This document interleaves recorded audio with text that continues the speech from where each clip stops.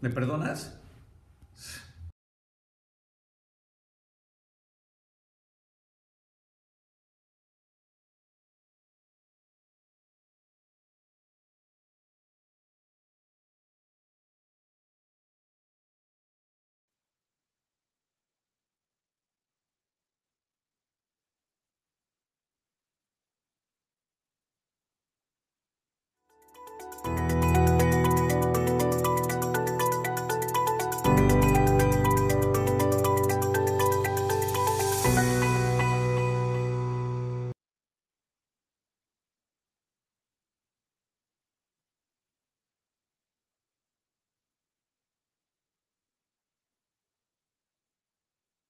Tienes que hacer ese comentario. Estábamos en vivo transmitiendo vía Zoom con Blanca Alcalá y alguien movió los cables y se nos cayó el sistema de red, diría Manuel Bartlett en el 88. Se nos cayó a la Bartlett. Así se le cayó el sistema, bueno, así se habló. Bueno, eso se dijo. En unos momentos más. 10:40, les dijo que 10:40, ¿no? Nuevamente estaremos conectados con la diputada Blanca Alcalá y platicaremos con ella. Por lo pronto, insisto, el tema de que más adelante tendremos a Paco Ruiz, periodista, que ventilará este asunto del agua, de las plantas de tratamiento de agua. ¿Sí? Y al final, para cerrar este lunes, tendremos a don Jaime Alcántara Silva, bien dice usted, uno de los pocos priistas que se ha mantenido al pie del cañón, ¿no? Leal a su partido. Sí. Bueno, la lealtad en el ámbito político, pues No, a ver, una cosa es el partido político y otra cosa es que seas leal a la política. Ya vas a empezar con un juego de palabras. No. A ver, por favor. Una cosa es un instituto político y otra cosa es que tú seas total y absolutamente leal a la política, porque la política no tiene palabra. Entonces no puede haber lealtad. Señor, ya lo platicaremos con Jaime. ¿Qué temas trae usted para platicar mientras no lo hacemos con los invitados? Está el tema de la toma de protesta o la toma de posición de la toma de compromiso. La nueva dirigencia, compromiso no, tomó protesta como nuevo dirigente de la Coparmex en Puebla, el señor Fulvio Martínez. Es toma de compromiso para nosotros. Bueno, usted es un destacado patrono, sí. Toma de compromiso, la gente que va a decir compromiso de qué. Pues compromiso. Se va a casarse, va usted a... Compromiso con los empresarios que estamos afiliados, compromiso con la sociedad. Social y periodísticamente pues es su toma de protesta, punto. Bueno, ándele, correcto. Y se armó todo un zafarrancho. No. Permítame usted, se armó todo un zafarrancho. No. Una guerra ahí verbal. Nos acaba de escribir un de los 5 lectores que tiene la columna Rumores y Fronteras. Y dice, no es cierto lo que dice usted en su columna de hoy. Luis Miguel Barbosa fue el que inició los ataques contra los empresarios de la Coparmex. Él atacó, fue el primero a atacar, y vino la reacción inmediata, la reacción normal de la asistencia que estaban en la ex hacienda de San José Actipan para decirle los impuestos, gritarle al gobernador que qué pasaba con los impuestos, recordarle el caso de la Universidad de las Américas, y eso hizo que el gobernador, fiel a su estilo, mecha muy cortísima, cuando toma la palabra, se les va a la yugular. Pero efectivamente, los ataques de inicio han venido siempre del gobernador al sector empresarial en general, y muy particularmente a la Coparmex, y más específicamente al anterior presidente Fernando Treviño Núñez, con quien hubo situaciones verdaderamente incómodas, porque pues Fernando, en su papel de máximo dirigente de la Coparmex Puebla, ha defendido con todo el valor que se necesita, porque enfrentar al poder político no es nada fácil, no, claro, mi querido Gerardo. No, entonces, esos ataques efectivamente han venido desde el gobernador Barbosa, desde un inicio de su gestión. no son de ayer, ni de antier, ni de la semana pasada. Ahí está la columna Rumor Sin Fronteras, donde señalamos que es una realidad. Quien ha enfrentado, cuestionado, vituperiado, si queremos usar un término, al sector empresarial, al sector social, a los partidos políticos, al morenovallismo, a Volkswagen, a Audi, en fin, a los medios de comunicación, al Consejo Coordinador Empresarial y a los medios de comunicación, como bien lo citas, que no son afines a él o que no le aplauden, se les va a la yugular. Y no duda en denostarlos, no duda incluso a llegar a la amenaza, o bien los manda a la cárcel, como ya tenemos 2 ejemplos. Por cierto, uno de ellos terrible, la manera en que murió un exfuncionario del sector educativo que fue a dar a la cárcel, ahorita pido el nombre, ahorita lo recuerdo, y que en el interior del penal, este año, fue violado, golpeado salvajemente y asesinado. Y todo lo taparon para decir que se había puesto mal y que lo habían llevado al hospital y que ella había fallecido de un infarto o había fallecido del corazón, cosa que es falsa. Está el caso de Cuy Castañón, si la debía o no la debía, pero está en la cárcel, pero la forma en que él fue encarcelado y fue detenido sin orden de aprehensión, las cámaras de videovigilancia del fraccionamiento donde vive se las llevaron, en fin, el estilo de ser de Luis Miguel Barbosa. Y este pasado fin de semana, no es que los empresarios sean santos o hermanos de la caridad, pero como bien lo citas, el choque contra Treviño ha sido brutal. Al Consejo Coordinador Empresarial le quitó el terreno, que si el Consejo Coordinador hizo bien o hizo mal en no haber construido, si lo ocupó o no lo ocupó, esta es otra historia. Acá hablamos del hecho. Y la manera en que les dice, ustedes no me ayudaron en nada, mi gobierno gastó más de 3,000 millones de pesos en el COVID y ustedes no dieron ni siquiera el saludo. Lo que pasa que no tiene que ver, pero Leobardo, no tiene que ver nada. No, pero es la manera de destilar, destilar el odio, la fobia, el rencor, el resentimiento que normalmente tienen los personajes de izquierda hacia los de la llamada derecha. Leobardo, es que eso es un hecho. Pero Luis Miguel Barbosa, ¿cómo le juró amor y cómo le besaba las manos a Moreno Valle? Entonces no podemos hablar de un hombre de la izquierda con esa convicción que cuando es de día... Acomodaticio. Claro. Sí, acomodaticio. Por eso la columna señalamos, la columna Rumor Sin Fronteras, no hubo tal celada, ni tal emboscada al gobierno, al gobernador, corrijo. Eso es importantísimo puntualizar. No hubo tal porque vamos desmenuzando los hechos de acuerdo a una fuente de información que estuvo presente. Incluso nos revela el nombre del personaje que gritó el caso de la Universidad de las Américas, pero lo dijo con respeto. O, si usted quiere, de manera irreverente, el término que usted le quiera dar. Pero el hecho de decir que regrese el gobierno de la Universidad de las Américas no era una ofensa, no era una leperada al gobernador, simplemente que se regrese. Lo de los impuestos está en su derecho, en fin. Entonces Mario Alberto Mejía pone en su columna del viernes pasado, se revela la emboscada que le tendieron a Luis Miguel Barbosa y Y como Mario Alberto Mejía, Arturo Luna Silva y otros muchos periodistas del sistema, para decirlo pronto. Yo, desafortunadamente para mí, no pude hacer acto de presencia en el evento. ¿Estás afuera? No pude, pero desde luego y rotunda y categóricamente afirmo que no hubo tal celada, porque estoy informado, no porque me tengan que informar. Entonces, ahora sí estoy de acuerdo en la columna de hoy de Rumor Sin Fronteras. La voy a leer porque no la veo. Imagínense, van a dar las 11 de la mañana y la voy a leer porque no la veo.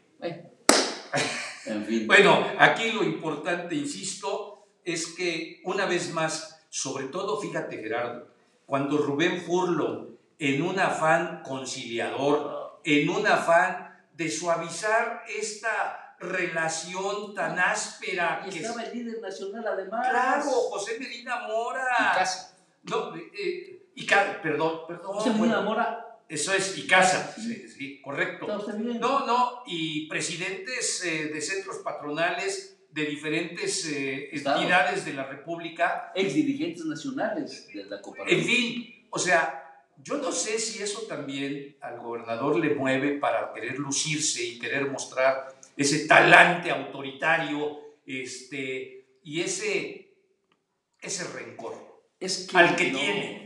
Claro, y lo decías hace un momento, Gerardo, no es que los empresarios seamos hermanas de la caridad. No, claro que no. ¿Quién puede tirar una primera piedra? Ese es el punto. Ese es el punto. Pero en Coparmex, quien esté libre de culpa, que tiene la primera piedra. En Coparmex sí te garantizo que hay gente profundamente comprometida con los intereses de los más vulnerables. Se quejó el señor gobernador de que no se le ayudó porque el gobierno dispuso de 3,000 millones de pesos con motivo de la pandemia. ¿Y quién sabe todo lo que hizo el sector empresarial y la Coparmex para, por su lado, porque sabemos de la ineficiencia, de la corrupción, que también existe en el ámbito privado, eso no lo niego, pero sabiendo eso, ¿qué sabe el gobernador de lo que nosotros, por nuestro conducto, apoyamos a los grupos más necesitados? No solo eso, sino que es obligación del gobierno federal, del gobierno estatal y los municipales apoyar y respaldar con todo cuando vienen cuestiones de esta índole como la pandemia. De esta magnitud, además. Número 1. Sí. Número 2, muchos empresarios, afiliados o anafiliados, instituciones y organismos, de una manera callada, silenciosa, llevaron sus respaldos, llevaron su apoyo a la gente más necesitada. Eso es real, eso es real. Sí. Entonces, como ustedes no salieron, los empresarios, ¿usted es empresario? Mini empresario. Bueno. Mini empresario, sí, claro que sí, toda mi vida lo he sido. Pregunté. Sí, pero el tono de su pregunta le hace su respuesta. ¿Hola? Bueno, a ver, los empresarios no tenían por qué salir a gritar a los cuatro vientos. Yo di, yo apoyé, yo respaldé, a colgarse medallas que no son. Exacto. Vino hace 15 días, no recuerdo qué personaje invitó usted de estas organizaciones sociales, una de ciegos y otra no recuerdo. Sí, Mari Carmen Lanzagorta. Que decía, nosotros hacemos una labor porque nos nace hacerla. Y no andamos poniendo las pantallas de televisión ni los espectaculares. Yo entregué tantas canchas, yo entregué tantos lentes, yo entregué tantos bastones, yo entregué tantos perros para personas que, por desgracia, perdieron la vista. Así es.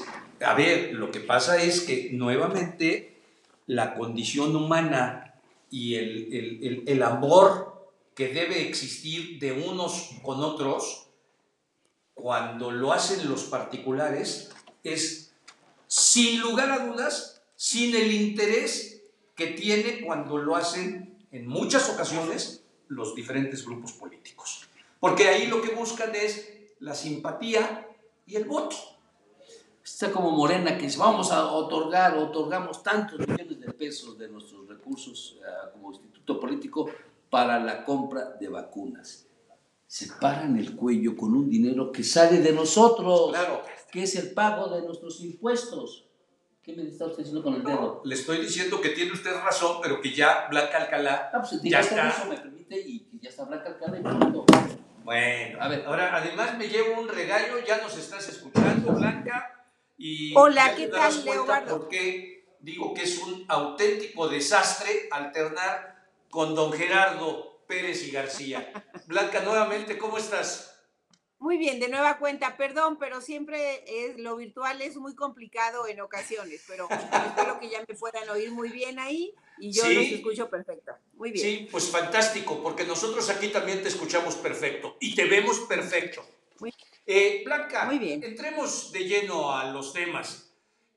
Por supuesto, algo de lo más significativo para ti tiene que ver con esta defensa de los derechos de la mujer y en donde la semana pasada estuviste con mayor actividad que nunca, dado que se conmemoró el Día de la Violencia Internacional, de la no violencia internacional contra la mujer. Platícanos.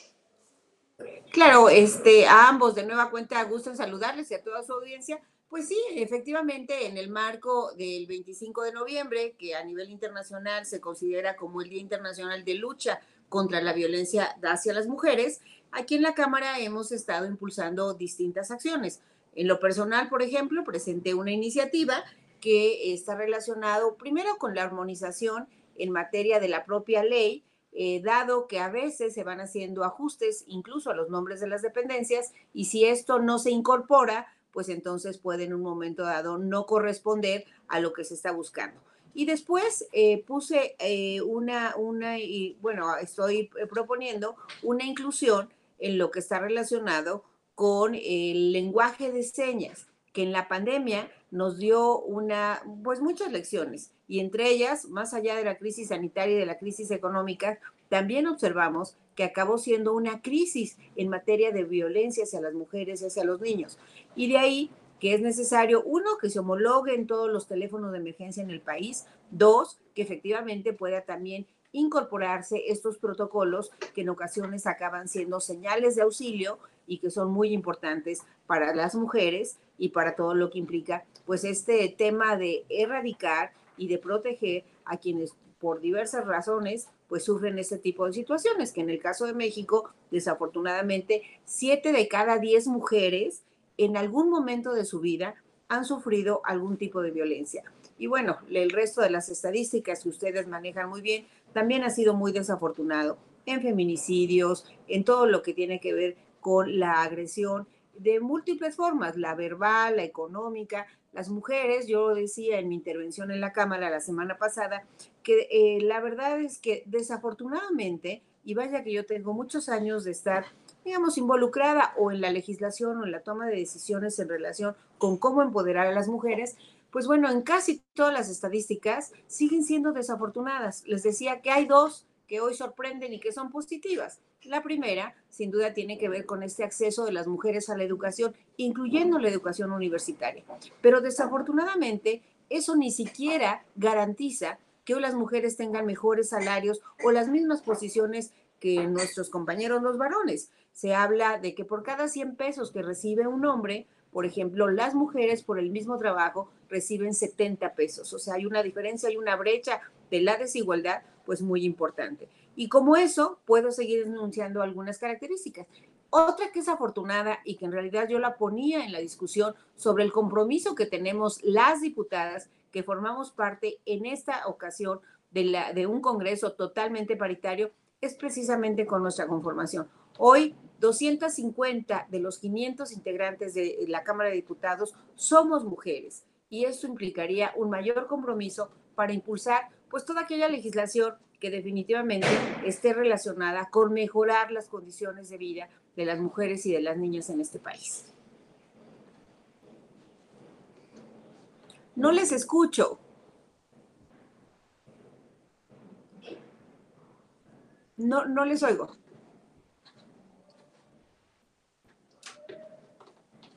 No sé si ustedes me oyen, pero yo no les oigo. ¿Ya nos escuchas ahí? Ya, ahora sí ya te escucho. Ok, Blanca, te saluda con efecto Gerardo Pérez. Está muy bien lo que señalas, pero a ver, si hablando de violencia en el lenguaje contra ustedes las mujeres, está la Cámara de Diputados con Gerardo Fernández Noroña, que no se cansa de ofender a ustedes, las legisladoras. 1, 2, el hecho de los ataques virulentos contra Margarita Zavala cada vez que sube a tribuna. Y 3, pese a que haya esa paridad o ese equilibrio de los escaños para mujeres y hombres, en los cuerpos directivos los presiden puros hombres y no mujeres. Bueno, por partes te iría contestando cada uno de tus comentarios, que coincido contigo en mucho de ello, de lo que ya señalas, Gerardo. Uno, efectivamente, el tema del lenguaje político o de la violencia política en razón de género es una realidad. Y hay compañeros que no se han dado cuenta que este mundo ya cambió y que es un mundo en donde, además de que ya participamos más mujeres, exigimos que pueda haber un nuevo esquema de ética política, y no porque somos mujeres, sino en general porque creo que el país lo está necesitando. Y efectivamente, en el caso del diputado, pues no es necesariamente el más, digamos, respetuoso de lo que implican las formas políticas, en particular hacia las mujeres. Y él, como algunos otros compañeros, a veces dicen este sentido como de que si entramos a la política nos aguantemos. Y no es Aguanten así. todo. Sí, así es. Y, no, y a mí me parece que no es así. De hecho, Claro. lo estaremos discutiendo en los siguientes días y te digo por qué. Porque nosotras aquí en la Cámara decidimos, integrantes del PAN, del PRI, del PRD, de Morena mismo, firmar un pacto de sororidad que empiece por el respeto al lenguaje entre nosotras las mujeres. La discusión del presupuesto, en donde realmente yo les diría que fue mi semana más intensa, más bien fue mi mes más intenso, pues ahí también se detectaron muchas cosas que no podemos permitir que sigan ocurriéndose en el lenguaje verbal, en la violencia verbal, y que nos acostumbremos a ella y que se vuelva como algo normal. Por lo menos en el PRI no estamos dispuestas y ya se firmó un pacto de sororidad entre varias de las diputadas de distintas fuerzas políticas para impulsarlo. Segundo, te diría que efectivamente también nosotros lo que pensamos es que se tendrá que discutir con mayor seriedad todos los temas que involucran a la población femenina en nuestro país. Y si bien esto nunca es garantía de que las cosas en los hechos se concreten, sí será un avance importante.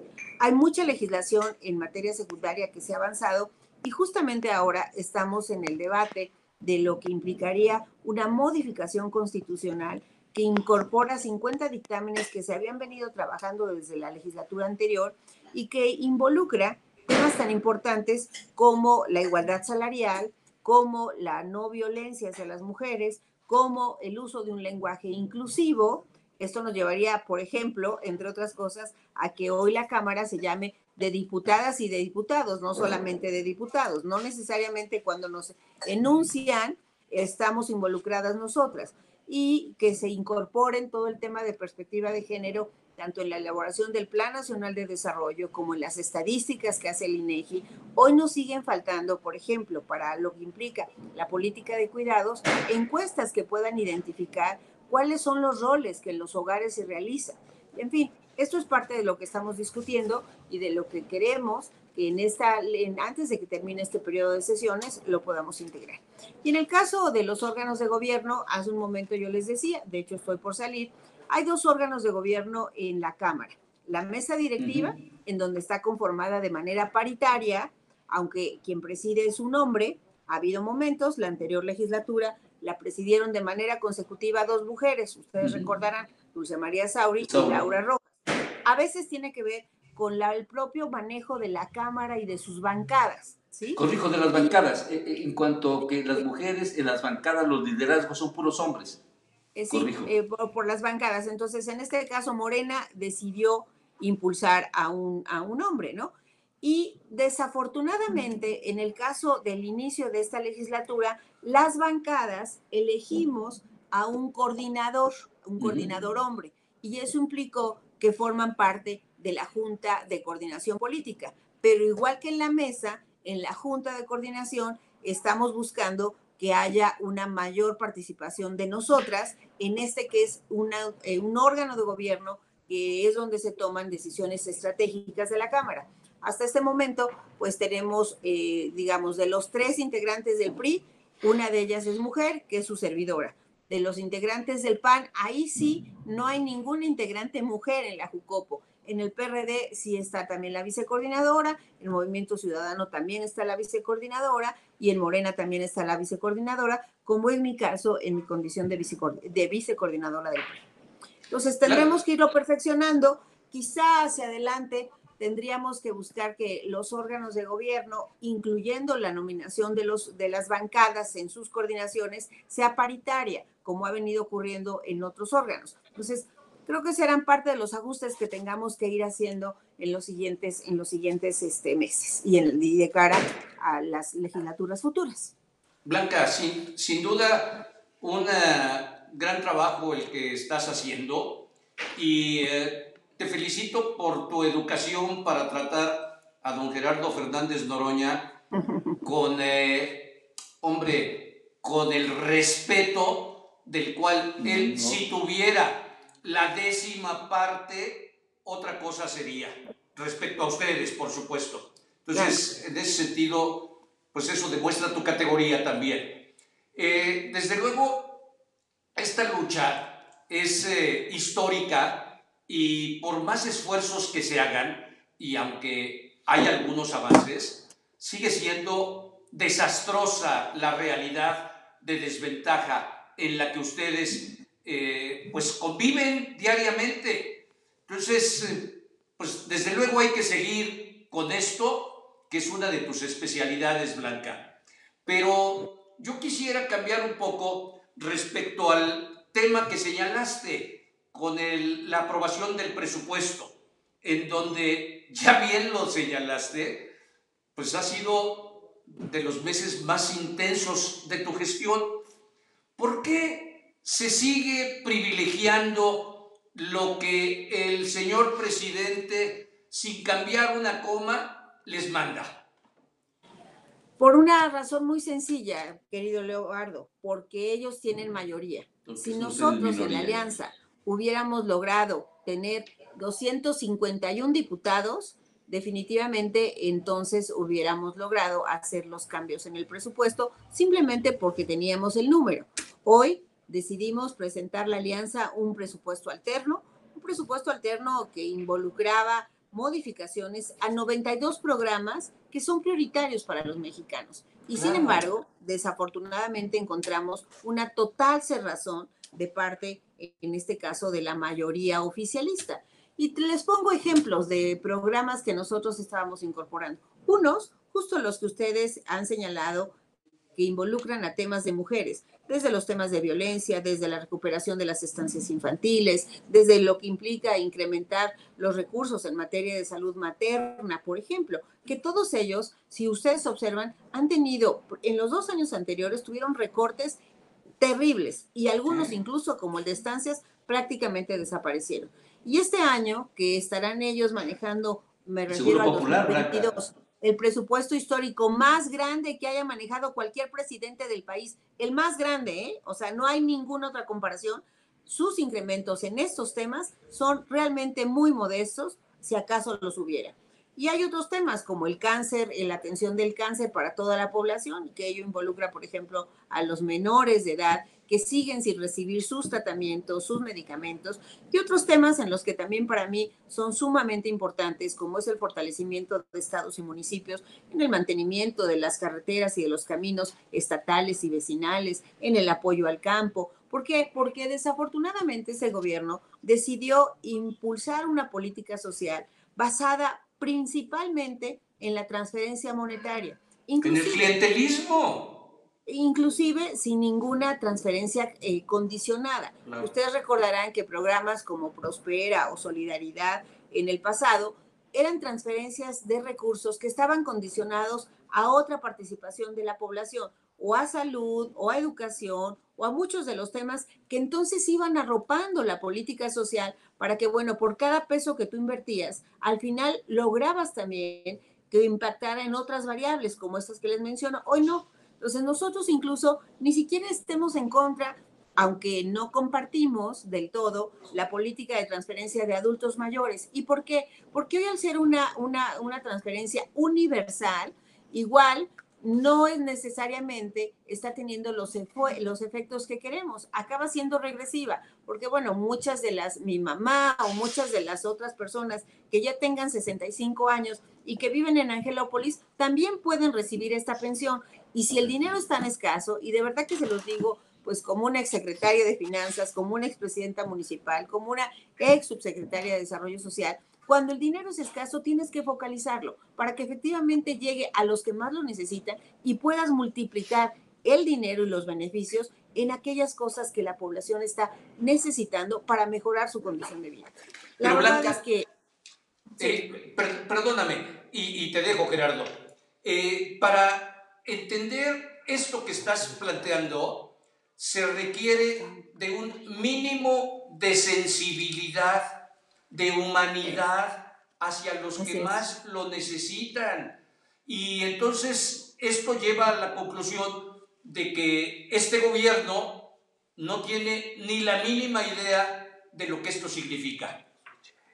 Pues sí, desafortunadamente, y no lo digo yo como diputada federal hoy en oposición, sino hay una gran cantidad de especialistas que han presentado estudios en donde esa política acaba siendo regresiva, regresiva en el tema de adultos mayores, regresiva en el tema de los jóvenes construyendo el futuro, regresiva en las modificaciones que hicieron a las becas Benito Juárez, en fin, a todo este esquema en donde no necesariamente estamos impactando a la población que estratégicamente requeríamos atender, necesitábamos focalizar y a partir de ahí seguir midiendo la evolución en condiciones de progresividad.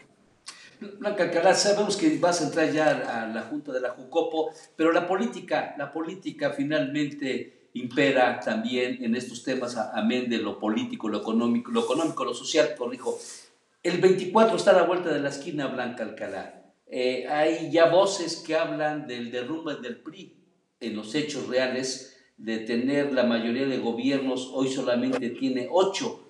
El próximo año hay elección en 4 estados, 6, corrijo, 6 estados, y al parecer el PRI los que tiene los va a perder. En el 23 viene la elección del Estado de México, que es preámbulo a la presidencial del 24. Puebla, Blanca Alcalá, ¿levantará la mano para el 24 o decidirá ya no volver a participar, pese al kilometraje político que usted tiene, la experiencia que ha logrado acumular desde su cargo como legisladora local, legisladora federal, titular de la Secretaría de Finanzas y obviamente su paso por la presidencia municipal de Puebla, cuando usted salió con 20 puntos de desventaja y rebasó al PAN y le ganó? En concreto, ¿sí va a participar Blanca Alcalá para el 24 al gobierno o a la alcaldía, o decidirá colgar el traje de política y seguir en su tarea legislativa?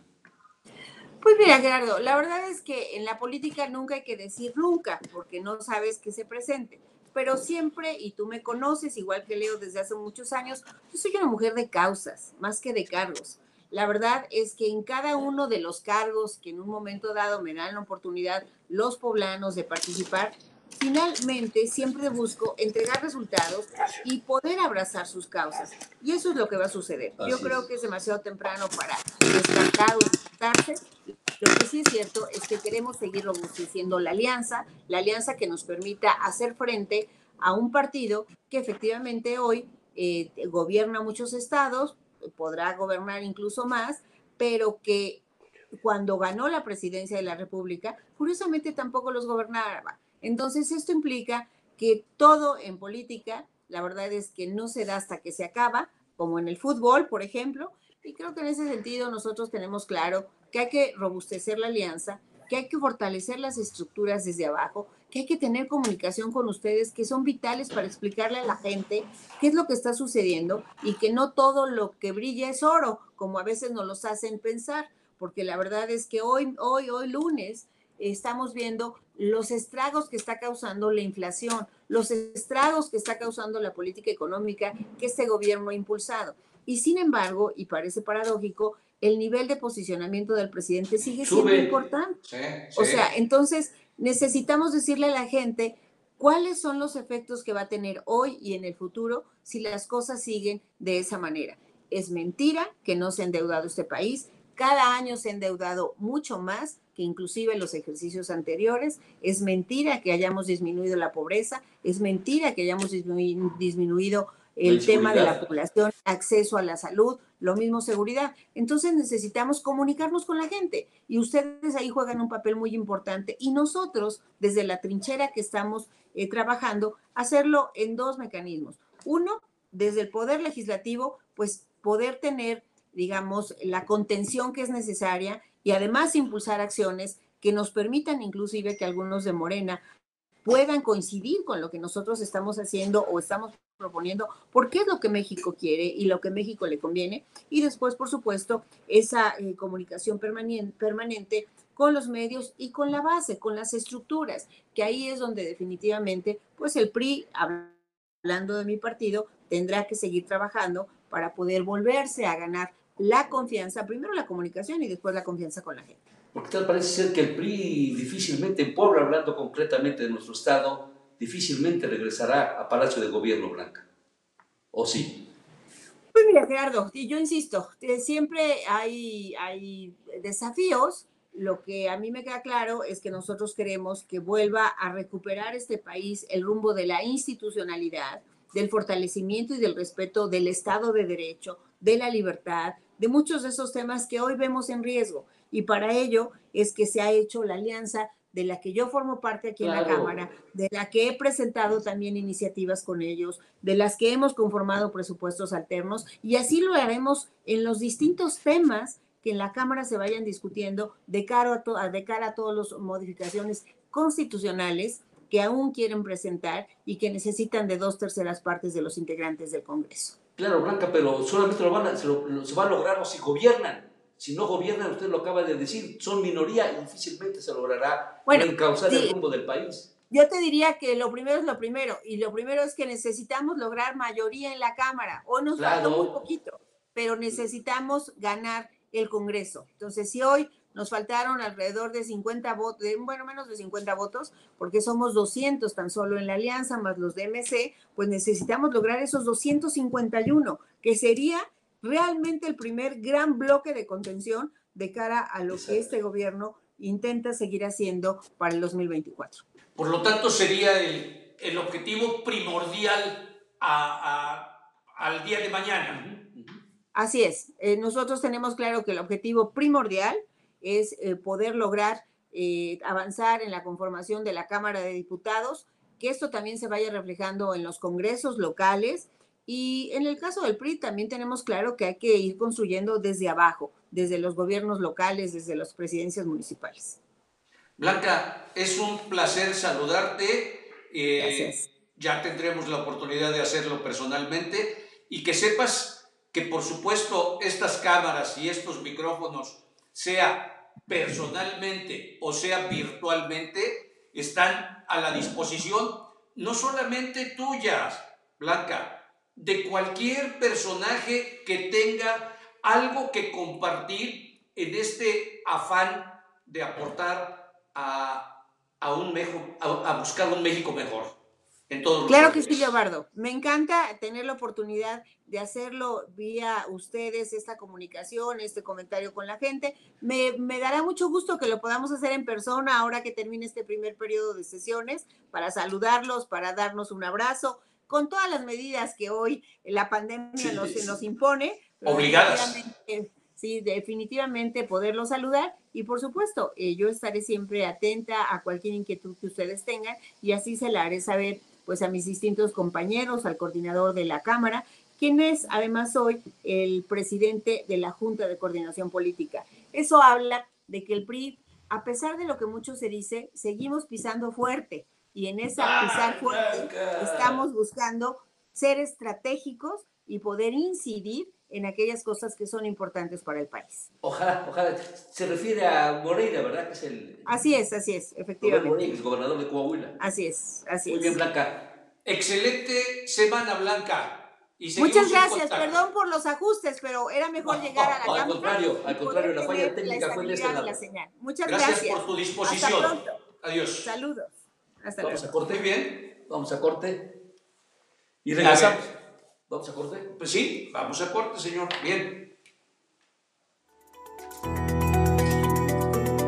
Listo, vámonos para allá.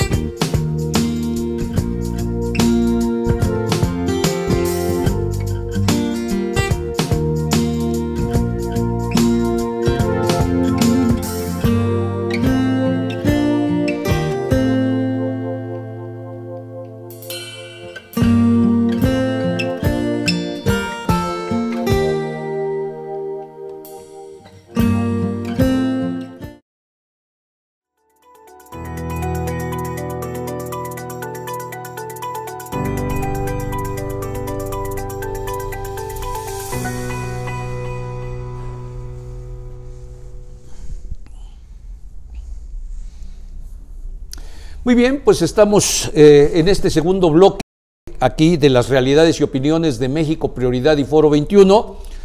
Encantados porque a pesar de los problemas que siempre la tecnología nos ofrece, creo que son muchas más las posibilidades y las satisfacciones que nos permite. Déjeme agradecer los saludos de Mari Carmen Villanueva, de Alex Urdiales, de Cari Carincita. Feliz inicio de semana, saludos don Gerardo. Y déjeme también obligadamente agradecer a nuestros patrocinadores el que podamos hacer este esfuerzo, porque claro, si no fuera por ustedes, y hablo de Mangueras y Conexiones, hablo del Hotel Holiday Inn Finza, hablo de la ex hacienda de San José Actipan, hablo de El Pollo Feliz, hablo de Publixi, y espero que la próxima vez no se me escape ningún otro patrocinador, porque si no me van a colgar, mi querido Gerardo. Van a cortar. Tan difícil, pues sí, pero tú no eres capaz de hacer mención. No importa, lo vamos a dejar por hoy así. De verdad, gracias a ustedes que están confiando en este esfuerzo, del cual estamos muy contentos, muy satisfechos, y todavía, como se hubiera hecho famosa esa frase, y viene lo mejor en todos los órdenes. Por lo pronto, sin olvidar soy yo de usted como siempre. Yo hice, yo logré, yo traje este patrocinador, yo El Pollo Feliz, yo Kentucky, yo todo. Pero en fin. Bueno, pues traiga usted un patrocinador. Acá está don Francisco Rivas. No sabía que tú nos vas a patrocinar. Para el periodista. Para nada. No me deja usted terminar. Para nada. Paco Rivas, bienvenido a esta tu casa por primera ocasión. Espero que sea el inicio de visitas frecuentes, porque estos trabajos de investigación periodística vienen a cumplir una función fundamental para la sociedad, Paco, cuando sobre todo se tratan de ocultar tantas cosas por parte muy especialmente de nuestros gobiernos, ocultar deficiencias, ocultar saqueos, ocultar un sinnúmero de acontecimientos que nos dañan como sociedad. El trabajo que tú haces me parece que es extraordinario. Pues primero, por supuesto, muchas gracias por la invitación para participar en el programa. Muchas gracias, por supuesto, a los dos. Y como bien dices, en efecto, el trabajo todo periodista pues debe buscar es sin duda el poder descubrir algo que la sociedad necesita saber, como tan básico es el manejo de los recursos públicos. Sí, para eso los ciudadanos elegimos una autoridad y sabemos que esa autoridad está responsable de manejar por nosotros los ciudadanos los recursos, pero esto no significa que la sociedad deba desentenderse y, por supuesto, implica que deba conocer en ese está ocupando ese dinero. Por eso me parece muy relevante la labor de un periodista.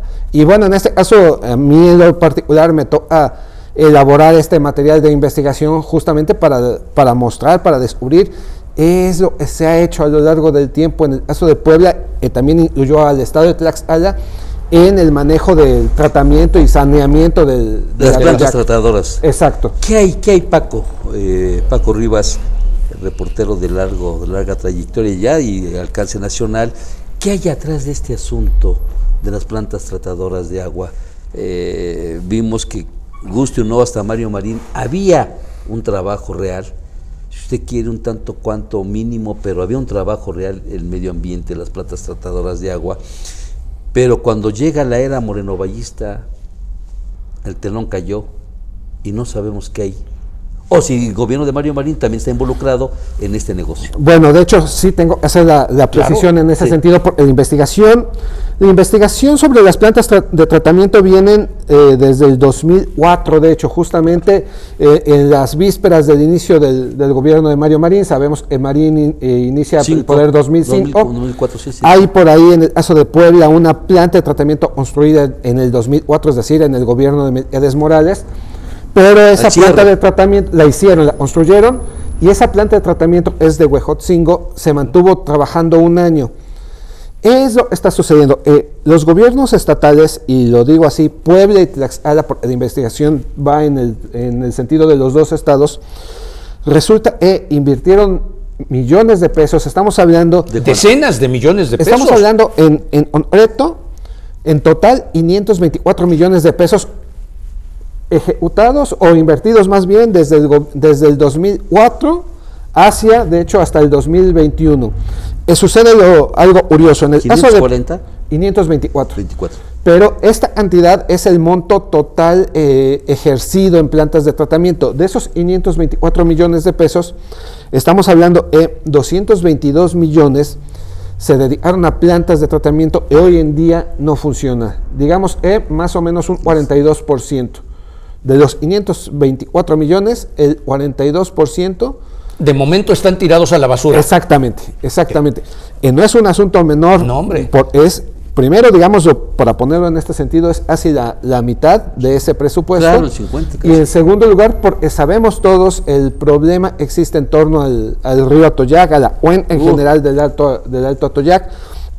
Y entonces sucede esto, ¿no? En el caso muy particular de Puebla, el gobierno de Marín construye una serie de plantas de tratamiento, por ejemplo, en San Rafael Ixtapalúa, en San Miguel Tianguistén, es municipio de Tlahuapan, en San Salvador el Verde es la comunidad de San Lucas el Grande, y muy particularmente la planta de tratamiento de San Lucas el Grande es el Verde, está, digamos, pues cuando mucho serán un kilómetro de la ex hacienda de Chiautla, o sea, muy cerquita ahí de este punto turístico. El gobierno de Marín también construye una planta de tratamiento ahí en el municipio de Puebla, en la comunidad de San Pedro Achimalpa. Luego sucede que con el gobierno de Moreno Valle se destinan otra vez recursos. Claro. Ahí, Paco. ¿Sí se invirtió bien ese dinero en estas plantas que dices de Mario Marín, o nada más fueron fachada, para clarificar? Te voy a responder esto con lo que me señalaba Alejandra Méndez del Centro Fray Julián Garcés de Derechos Humanos, que tiene sede en Tlaxcala, pero estudia todo el tema de la cuenca del Alto Atoyac. Ella me decía, el asunto está en los gobiernos estatales de Puebla y Tlaxcala destinan millones y millones de pesos para construir las plantas, diciéndole a la sociedad que esa es la solución, pero está muy lejos de eso. ¿Y cuál es el problema? No solamente dicho por ella, sino aparte por lo que yo logré investigar y descubrir. En los gobiernos estatales de Puebla y de Tlaxcala, en efecto, han destinado recursos y la investigación descubrió esto. En efecto, las plantas se construyeron, o sea, no es se haya destinado dinero público y obras fantasmas. Exacto. O sea, las plantas sí están construidas. Las plantas están construidas. Entonces, el asunto está, Gerardo, en la ley, la Constitución, el artículo 115 constitucional establece la responsabilidad del saneamiento de las aguas residuales municipales es justamente de los municipios, de los ayuntamientos. Claro. Y es lo que ha sucedido a lo largo de este tiempo, prácticamente estamos hablando hace un par de décadas, 2004, cuando la primera planta de tratamiento de este paquete de plantas a las que yo aludo en la investigación, está sucediendo los gobiernos estatales no se acercan al ayuntamiento a decirle, oye, tú necesitas una planta, pero necesitamos ver si vas a tener las corridas financieras. Va a ser tu responsabilidad el mantenerla operando. Porque va a ser tu responsabilidad. Yo te la construyo, pero tú la operas, tú la administras. Exactamente, ese es el principal punto. Los estados han decidido junto con la ONAGUA, porque hay recursos federales ahí, han decidido junto con la Comisión Nacional del Agua construir plantas, pero sin consultar a los ayuntamientos. Y de principio digo, lo más importante, si tienen las corridas financieras para operarlas, porque por ejemplo, el caso de Tlahuapan y Huejotzingo, que son, cada uno de estos dos municipios tienen en total 4 plantas de tratamiento en diferentes comunidades. Exactamente. Y en ningún momento ni a Huejotzingo ni a Tlahuapan se les preguntó si tenían el presupuesto para operar las plantas de tratamiento. ¿Y por qué es importante esto? Porque una planta de tratamiento, por ejemplo, la que se construyó en Xalmimilulco, está muy cerca del aeropuerto. Para esa planta de tratamiento se requiere solamente bimestral un pago de 300,000 pesos por electricidad, lo que implica cerca de 1,5 millones de pesos al año, solo, insisto, en electricidad. Hay para un municipio chico, con pocos recursos. Y he decidido, pese a, está muy cerca de la ciudad de Puebla, Huejotzingo es un municipio pequeño. Ya no digamos Tlahuapan, que tiene condiciones todavía presupuestales diferentes y menores. Exactamente. Pero ya de inicio, Paco, el tomar la decisión de construir las plantas sin hacer esta consulta, sin hacer sin generar este consenso de que tu municipio vas a ser el responsable, pues ya resulta absurdo, ¿no? Pero por supuesto, ¿no? Porque si bien en algunos casos el municipio no puso recursos públicos, solamente Estado y Federación, sigue siendo muy importante que se le consulte porque es la instancia que las va a operar, que se va a ser responsable de estas plantas, porque a esta autoridad le corresponde el saneamiento. Y entonces, ¿qué sucede eso, no? Los estados dicen, vamos a construir una planta y le invierten millones de pesos, se le entregan al municipio. ¿Cuánto cuesta en promedio una planta de tratamiento, Paco? Es muy variable porque depende del tipo de saneamiento, pero vamos a lo siguiente. Por ejemplo, básica. Una planta implica solamente, es muy parecida, por ejemplo, a fosas sépticas. Esas plantas pueden llegar a costar entre unos 5 y máximo 7 millones de pesos. Digamos, después viene un segundo bloque, insisto, depende del tipo de saneamiento que se va a operar. Plantas que incluyen lagunas de oxidación, a lo mejor esas están entre los 7 y 12 o 13 millones de pesos. Y ya hay otras plantas muy sofisticadas, muy importantes, por ejemplo, son las que yo encontré en Tlaxcala, ya representaron costos y apenas de hace 1 o 2 años, de casi 60 millones de pesos. Oye, pues el 15% de esos valores no suena nada despreciable. No, por supuesto. Y sabes a lo que me refiero, ¿verdad? Por supuesto. ¿Qué pasa? Ya llegamos a Mario Marín con sus plantas tratadoras, ahí se quedaron. ¿Qué sucede al arribo de Rafael Moreno Valle Rosas, el gobierno, minigobierno, un año, Tony 8 meses, Gali. de José Antonio Gali Fayad, y ya no hablamos del efímero 10 días de Marta Erika o el interinato de Pacheco Pulido de 7 meses y los casi Lo que 3 está años, pasando y los hoy, casi 3 años de gobierno de Miguel Barbosa. Hago una precisión en ese sentido. No es que se haya excluido, por ejemplo, a Marta Erika o a Guillermo Pacheco, porque en sus tiempos. No, Marta una Erika referencia, tuvo. por Sí, favor. no, está bien, pero me parece que es importante Sí. acotarlo. En el caso de Marta Erika lo decías muy bien, ¿no? 10 días de gobierno, prácticamente no tuvo Nada. oportunidad Nada. de nada, ¿no? Y en el caso de Guillermo Pacheco Pulido, no hay propiamente una inversión nueva en plantas de tratamiento. Sí se detectó, o sí detecté inversión, por ejemplo, en temas de colectores. Eso me parece no es malo, al contrario, se necesitan colectores para recolectar, válgase la redundancia, los residuos de los municipios. Esa parte pues es indispensable. Incluso el actual gobierno de Miguel Barbosa al menos hasta el momento de la investigación, que fue a finales de octubre pasado, tenía inversión o propuestas de licitación para construir colectores. Estamos hablando en el mismo sentido. Colectores muchos en la zona norte del municipio de Puebla, la zona de Barranca Honda, toda esta área, que sí requieren los colectores para jalar las aguas domiciliarias de esa zona hacia las plantas de tratamiento y ya están construidas en el municipio de Puebla.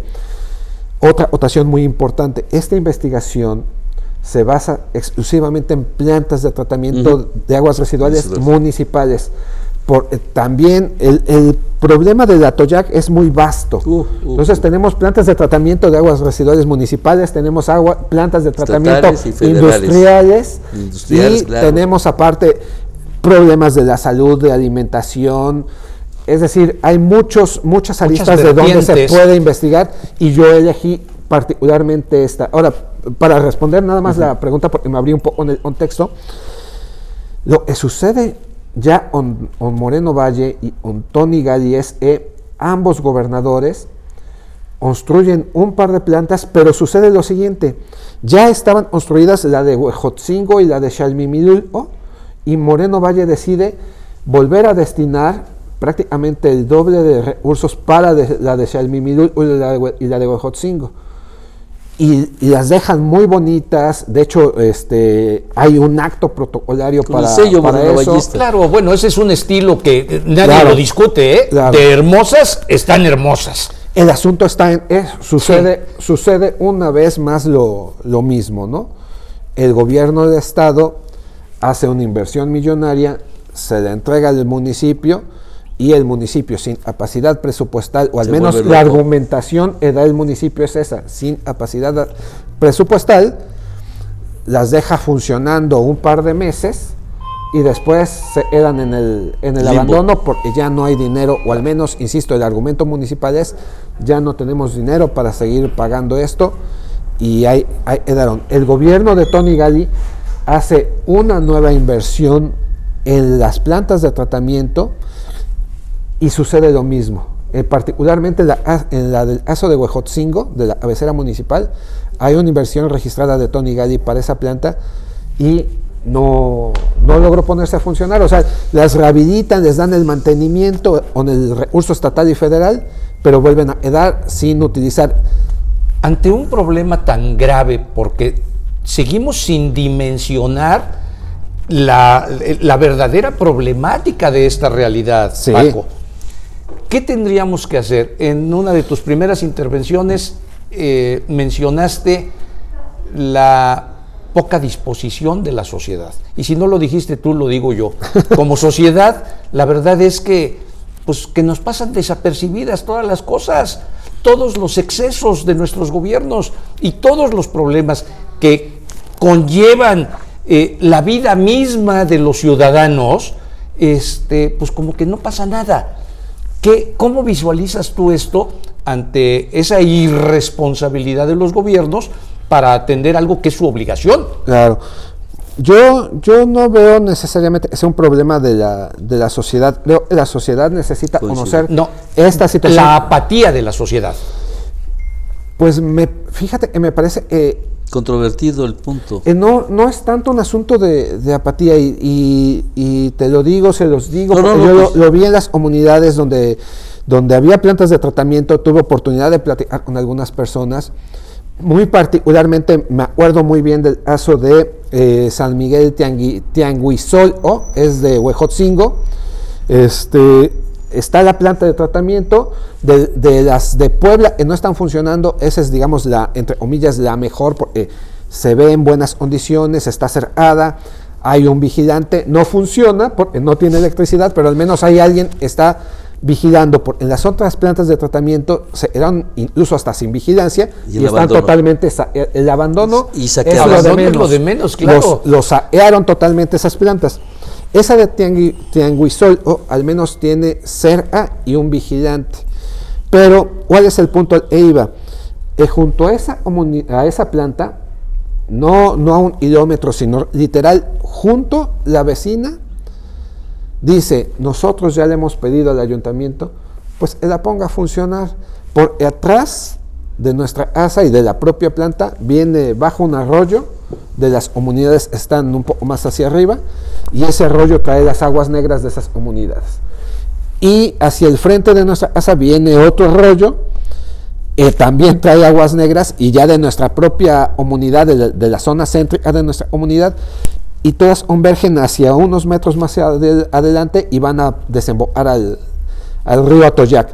El punto está en mientras no les arreglan el tema de la planta, es ese pequeño grupo de viviendas, es la colonia Independencia, tiene que enfrentar problemas de salud. Y a lo mejor hay quien diría: bueno, un dolor estomacal, una diarrea, a lo mejor no es nada, pero ya se está volviendo cuando en un deriva asunto en cáncer, crónico. Por ejemplo, esto que señalas es muy importante porque estás hablando de comunidades pequeñas, sí, en donde además están colindando con las plantas. Pero yo hablo, por ejemplo, de la ciudad de Puebla. Me atrevería a pensar que ni cuenta nos damos de lo que estamos viviendo en estos términos. Puede ser, y yo lo pondría en estos términos, puede ser porque creo que la gente, la sociedad también enfrenta muchos problemas que son cotidianos, en los que tiene que poner atención, y lo hemos visto en este año y medio de pandemia, hace 2 años, problemas de salud, problemas económicos. Entonces pues ven lo inmediato a sus dificultades, claro, y no esté deslindando de la responsabilidad que la sociedad debe tener de conocer de los asuntos públicos. Pero me parece también, y lo voy a poner en esos términos, me parecería también un poco injusto decir que toda la sociedad tiene que saber por fuerza el tema de las plantas. Pero lo que me parece importante es que empieza a haber organizaciones que están digamos, interesadas en este tipo de temas, y son las que pueden servir como vinculación con la sociedad. Muy particularmente en el caso de Tlaxcala menciono, como ya lo había hecho, el Centro Fray Julián Garcés. En el caso de Puebla está al río Atoyac. Me parece que han hecho un muy buen trabajo. Son parte, de hecho, de las fuentes que yo consulté para fortalecer la investigación. Entonces me parece que en la medida que haya este tipo de organismos va a haber un poco más de vinculación entre este tipo de problemas y la sociedad. Me parece que también es un asunto paulatino. Poco a poco vamos a empezar a ver sociedad más interesada e informada en esta situación. ¿Y por qué? Primero, a lo mejor les puede empezar a pegar, yo esperaría, no, pero les puede empezar a pegar directamente, ¿no? El tema de la calidad de agua están recibiendo. Debo decirlo, esta investigación muy particularmente no incluyó las plantas de tratamiento del municipio de Puebla, las famosas macroplantas, porque hay que decirlo, estas macroplantas están funcionando. Puede haber, y esas en el caso de Puebla son 6 plantas de tratamiento, 4 de ellas macroplantas. ¿Y quedan a cargo su administración del ayuntamiento? Están bajo la concesión de agua de Puebla, así es. Esas están bajo la concesión. ¿Por qué no las incluyo? Porque la investigación era solamente sobre las plantas que se construyeron y en este momento no están habilitadas. el tema de las macroplantas de la ciudad de Puebla me parece que también es muy importante. Ahorita están en funcionamiento, por supuesto, ameritaría también una investigación de fondo para saber, sabemos la concesionaria, la autoridad dicen están funcionando y están funcionando bien, pero también sabemos que hay activistas y organismos que advierten, pues sí están funcionando, pero no como lejos de estar funcionando. Pero bien. Insisto, sin dejar de ver, ese es un tema importante, las macroplantas de Puebla capital no están incorporadas en esta investigación, reitero, por el tema de yo me centré en ver qué ha pasado con estas plantas que se construyeron y que se dejaron de operar. ¿Qué ha hecho estos casi ya 3 años de gestión de Luis Miguel Barbosa? Pues mira, como decía al principio, este gobierno, yo lo detecté en tema de estas plantas de tratamiento, es se ha generado al menos un proceso de licitación para que se construyan colectores, pero no, lo importante es eso, no se ha construido otra planta más, pensándola en solución, y al final pueda pasar exactamente lo mismo que todas las anteriores, de abandonadas. Hemos escuchado, yo particularmente lo he escuchado al gobernador decir va a trabajar en el saneamiento, habrá ver en los siguientes 3 años, me parece, la mitad era del sexenio, del periodo gubernamental. Claro, ya le ganó el tiempo. Tendremos que ver cómo ataca el tema de la contaminación, pero hasta este punto de la investigación, digamos, dentro de la situación, lo importante es advertir, no se ha construido una planta más que tenga el riesgo de quedar otra vez abandonada. Pero eso es bien fundamental, porque no serviría de nada ni para Puebla ni para Tlaxcala construir una planta más si su suerte va a ser como las otras, de quedarse abandonada. Y lo veo en el caso de, yo sé, en el caso de ustedes tienen un poco más de interés por el tema de Puebla, lo veo por el tema de Tlaxcala, en el municipio de Panotla, de hecho pegada al río Zahuapan, una planta muy grande, de hecho la ven y dicen se ve muy bonita la instalación, muy bien pintadita. En esa planta se invirtieron 50 millones de pesos, pero no funciona. Entonces, ese es el punto. Yo creo que lo más importante ahorita es que se reconozcan las plantas de tratamiento no necesariamente son la solución si va a seguir sucediendo esto. Al contrario, lejos de solución, es contraproducente, porque si el recurso fuera abundante, que nunca lo es, exacto, pues de todas formas no justificaba ese desperdicio. Pero cuando vas a tirar prácticamente a la basura ese dinero, pues es criminal, ¿no? Claro, exactamente. Y quiero decirlo rápido para cerrar este punto, esta idea que tengo. O sea, me parece que el gobierno de Miguel Barbosa, insisto, sí tiene que proponer una estrategia de saneamiento integral para la como lo está haciendo, digamos, Tlaxcala. Sabemos que se firmó el año pasado un acuerdo con Tlaxcala para trabajar el tema. En sí mismo el acuerdo es muy importante. Tendrán que empezar a aterrizar ambos gobiernos en el asunto.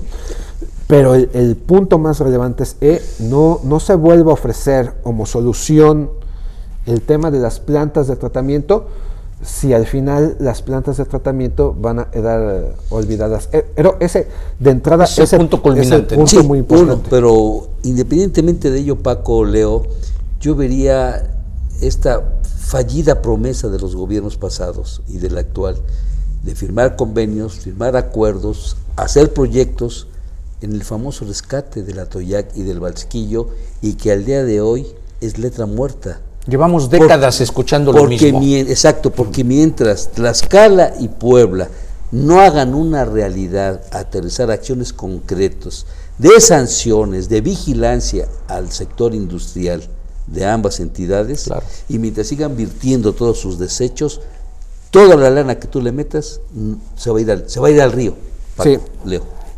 Sí, totalmente de acuerdo.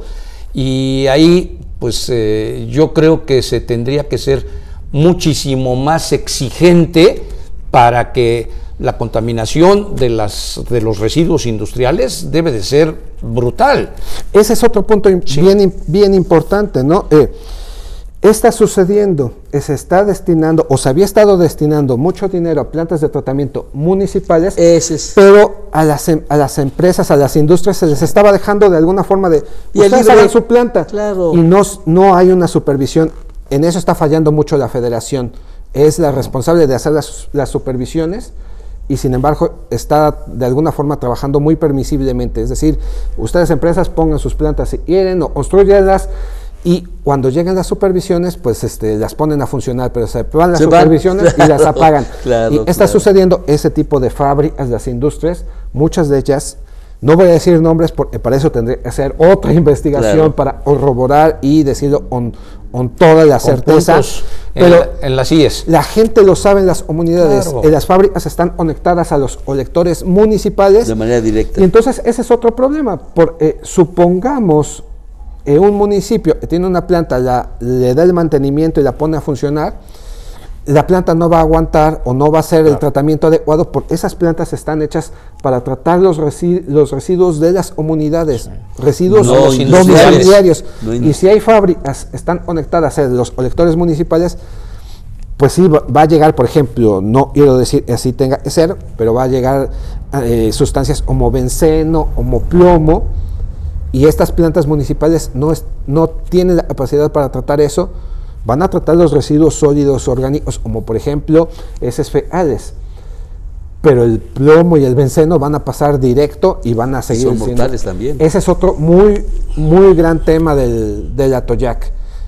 A mí me habría gustado, de hecho, haber de forma indirecta información sobre eso, pero no la incluí en este material, porque, insisto, yo me concentré en las plantas municipales, pero hay ¿Estarás haciendo otro trabajo, otra investigación periodística sobre ya lo industrial? Pues, como les decía, ¿no? De verdad, hay muchísimos más temas en los que vale la pena ir de fondo en el caso del Atoyac, como es, por supuesto. Porque no se puede dejar que esto siga creciendo hasta que se convierta verdaderamente en una bomba.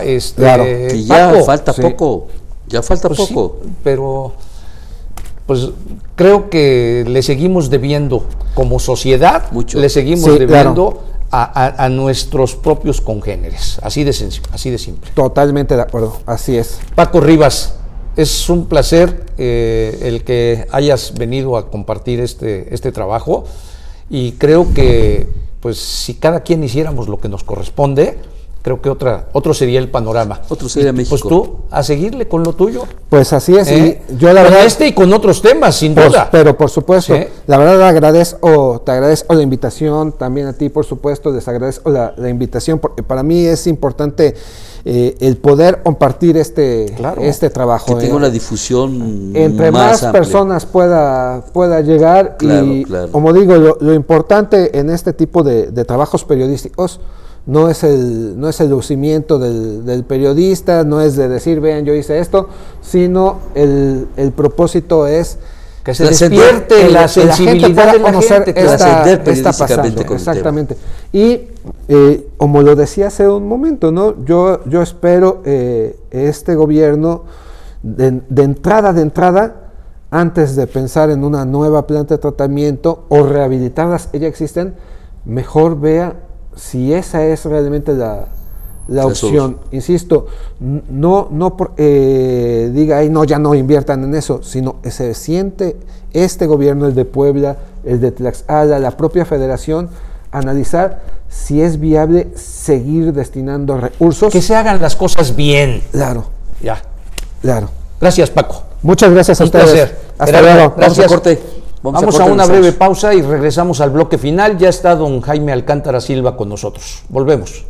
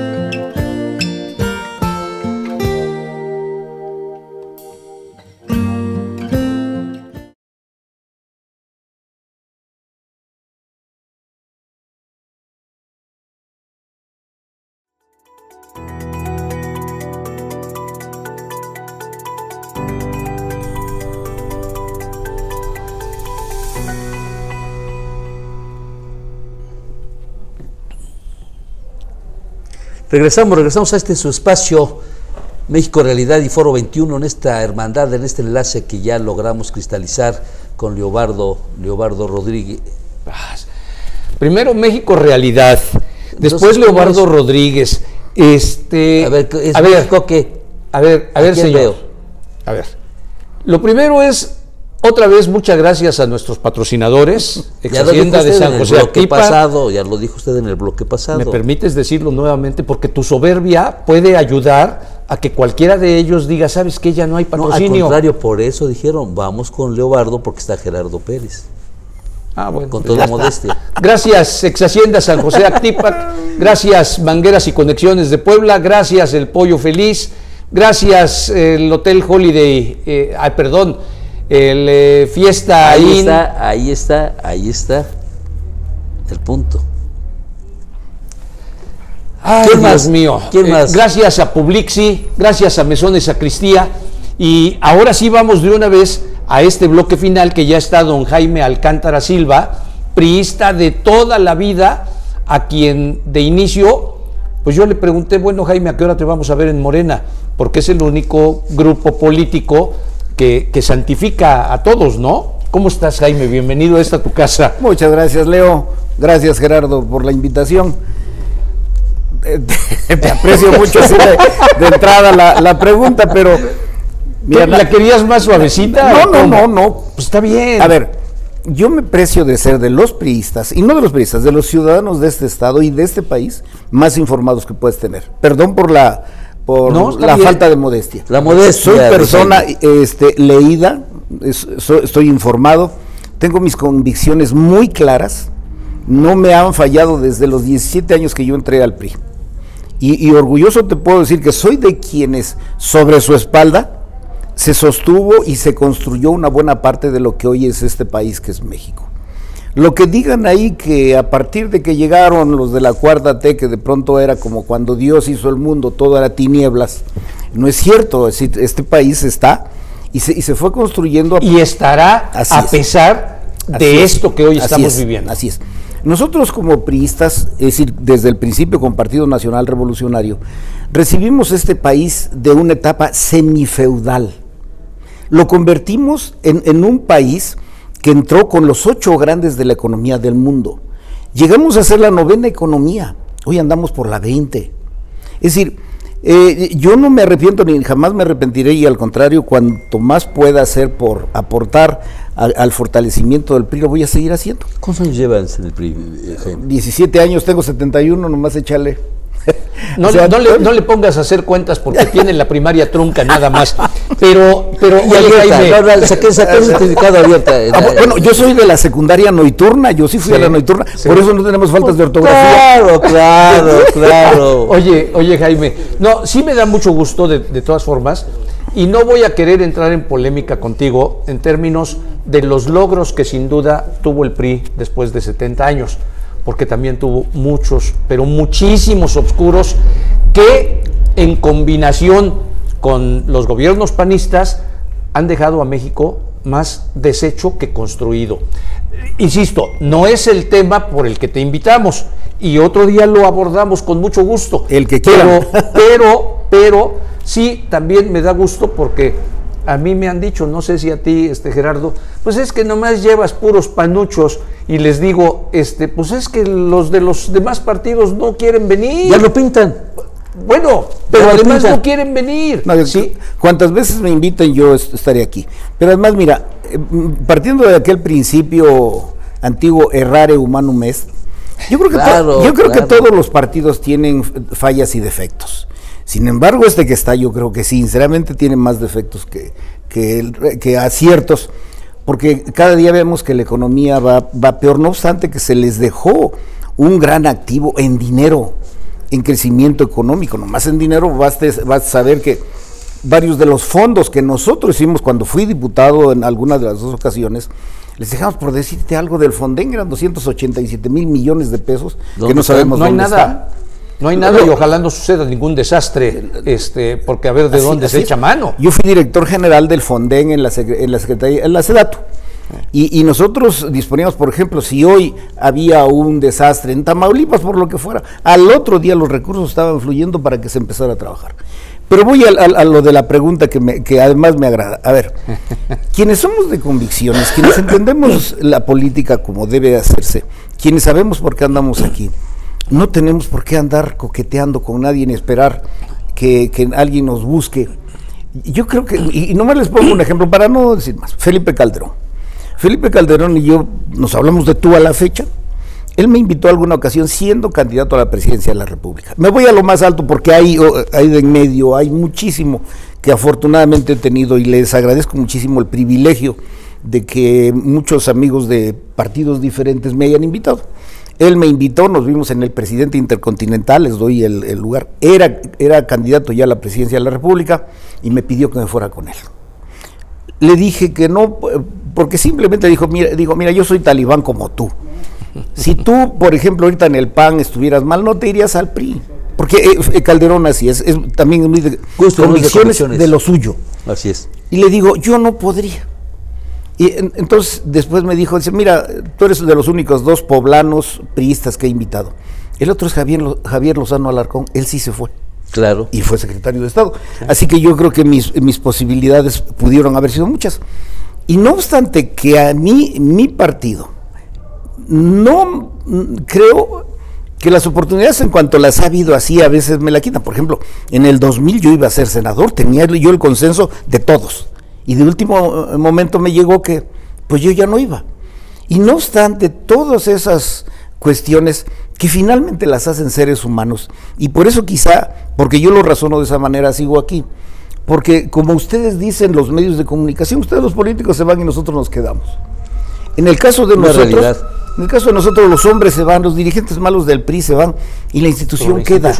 Claro. Y nosotros queremos, hace rato estaba oyendo a Blanca aquí con ustedes, sí. Como he oído a muchos otros que no los ha tentado el diablo y que ya se quieren ir. A muchos ustedes los han visto ahí, pegados incluso ahí, hablándole al Tlatuani en turno, acercándose, o sea, ni siquiera los llaman, ya andan ahí pegados, ¿no? Entonces, desesperados además, así es, no es mi caso. Yo tengo, afortunadamente, soy profesional, yo sé sobrevivir fuera de la política. Sobrevivir. Y además, como dijera Melitón Morales, un buen amigo que seguro que conoce, sí. Dice, yo sí he participado en la política, pero no la he ensuciado. Y yo creo que es el caso de muchos de nosotros. Buena frase. Que no hemos ensuciado la política. Jaime, en esa estiércol que se convirtieron los partidos políticos, que entramos a esa vorágine de que hoy soy azul, mañana soy tricolor y pasado moreno, o naranja. Amarillo. La realidad en Puebla, para centrarnos un poco en Puebla, ya tenemos el contexto nacional que hemos hablado mucho, Puebla, el PRI, una vez que pierde la gobernatura 2010, Mario Marín, gobernador saliente, su candidato Javier López Zavala, al corte de hoy vemos a un PRI destrozado, vemos a un PRI aniquilado, vemos a un PRI que se repartieron las posiciones como si fueran prebendas, como si fuera venta de garage. Para el 24 ya está en tercera división el PRI en Puebla y a nivel nacional también. ¿Qué le espera al PRI para el 24? ¿Cuál es la realidad del PRI hoy en día? ¿Y qué va a hacer Jaime Alcántara? Y si ve alguna posibilidad políticamente hablando para el 24. A ver, yo creo que tu pregunta es bien interesante porque los priistas sabemos hacer política. Claro. Los priistas somos el único partido que tiene cuadros en todo el estado, en todo el país. Es el alma mater de los partidos políticos. Así es. Guste o no guste. Tuve el privilegio de estar cerca de Beatriz Paredes los 4 años. Recorrí nuevamente el país porque yo ya lo conocía. Y al lugar donde tú llegas hay un priista, al que llegues. ¿Cuál es el gran problema? El problema casi siempre ocurre porque llega el dirigente y quiere poner nomás a sus cuates. El dirigente llega y muchas veces no conoce la realidad del país o del estado. Llegan los nuevos dirigentes y entonces piensan en cuanto se sientan, y esto ocurre en muchos lados, incluso en algunos casos le decían la silla maldita donde se sentaba el presidente de cualquier organización, del presidente de la República o partidos, y se sientan y piensan que con eso ya saben. El gran problema de esto es que no usan los recursos que tienen a la mano. Les pongo un ejemplo. Cuando llega, para no meterme en lo último, Jiménez Morales y Melquiades Morales, dos de los grandes gobernadores que ha tenido, creo que nuestro estado, llegan y ¿qué hacen? Buscan quienes saben y los ponen en la primera línea.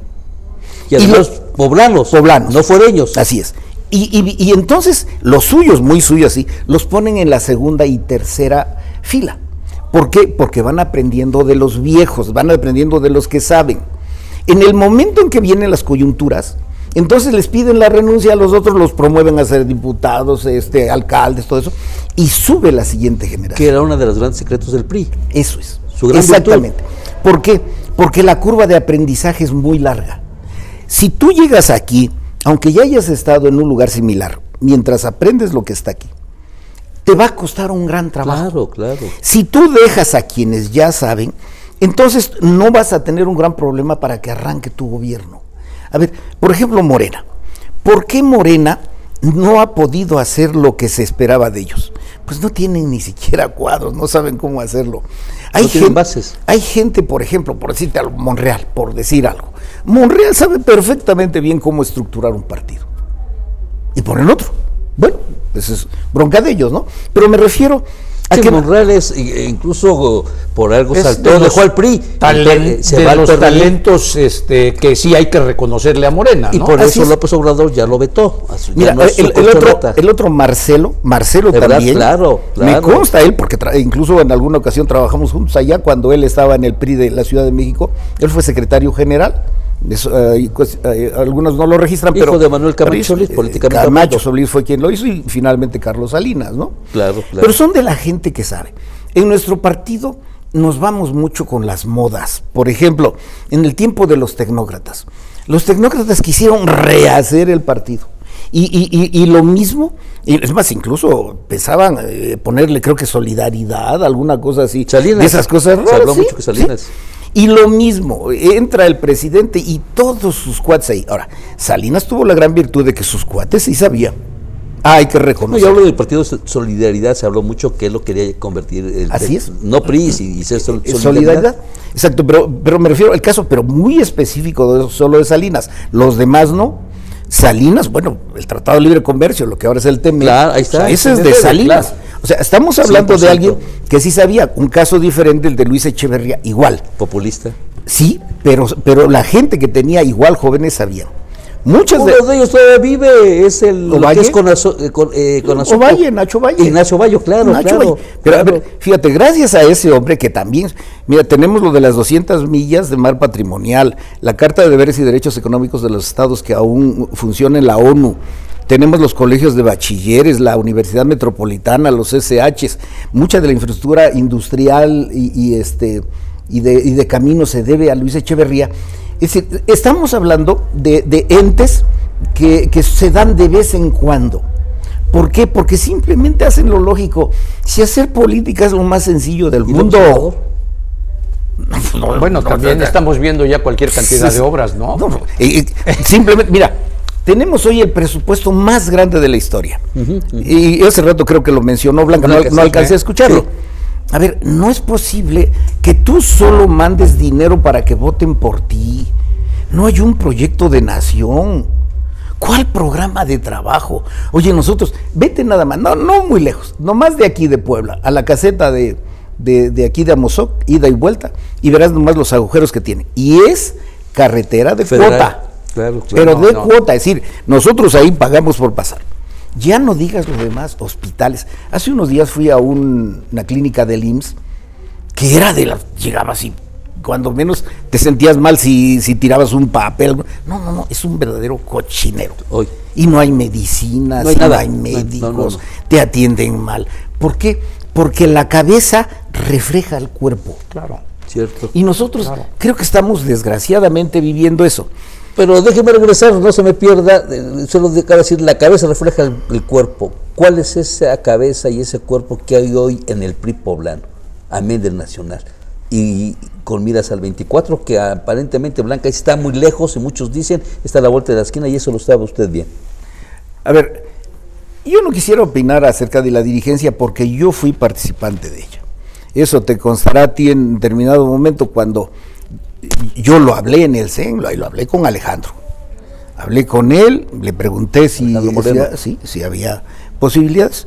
Yo tenía el 70% de liderazgo aquí en Puebla. ¿Y luego? Tenía yo, en los cabezas nacionales y por ende los de aquí, tenía yo la CTM con Carlos Aceves, tenía yo la CNC, de la cual yo soy miembro, Ismael Hernández, tenía yo a Cristina de la CNOP que también me apoyaba y por ende se reflejaba aquí, a don Isaías González, incluso el de la CROC. Y aquí cuadros, prácticamente todos los más relevantes se pronunciaron a mi favor. Pues llegó un día un nombramiento de mi amigo, además eso fue, Alejandro y yo somos amigos, nos conocemos, trabajamos juntos 2 años con Beatriz, o sea, nos conocemos bien, así como nos conocemos nosotros. Y llegó un día un nombramiento, no hubo elecciones, no hubo nada, lo demás yo creo que lo conoce perfectamente bien el Estado, y yo no quisiera, la verdad, referirme si lo está haciendo bien o lo está haciendo mal, que sea el PRIismo quien lo diga. Lo único que yo puedo decir es que lo que pueda aportar para la construcción del PRI, para la reconstrucción del PRI, lo que yo pueda seguir haciendo, lo voy a seguir intentando, porque es mi trabajo.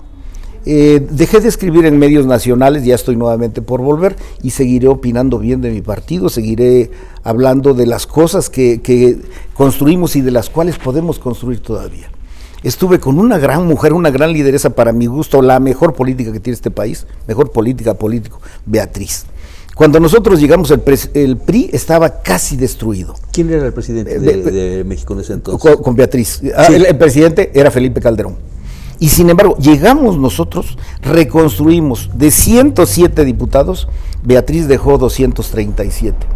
Recibió 17 gobernadores, entregó 19. Teníamos perdidas prácticamente todas las ciudades principales de este país. Puebla, 19 gobernadores. De 17 dejamos 19. O sea, subimos. Y en la oposición. Oye, 8. No más. Y contando. No, pero Jaime no está señalando a nadie como responsable, ni mucho menos. No. O sea, no. Los hechos hablan. Claro, sí. Claro. Fíjate, las ciudades principales. Manzanillo, Acapulco, Cuernavaca, Tijuana, Puebla, Veracruz, Mérida, todas las teníamos perdidas. Beatriz se las entregó ganadas. Entonces, esas son escuelas de las que deberíamos aprender. ¿Cómo le hizo Beatriz? Sumar. Te digo que la política refacilita, Leo, Gerardo. Suma y multiplica, claro. Y suma los que sirven. Ahora, en esto, para determinadas cosas. Pero para eso, perdóname, Jaime, que te interrumpa, para eso se necesita inteligencia, visión, espíritu de servicio y generosidad. Y muchas veces tienes razón.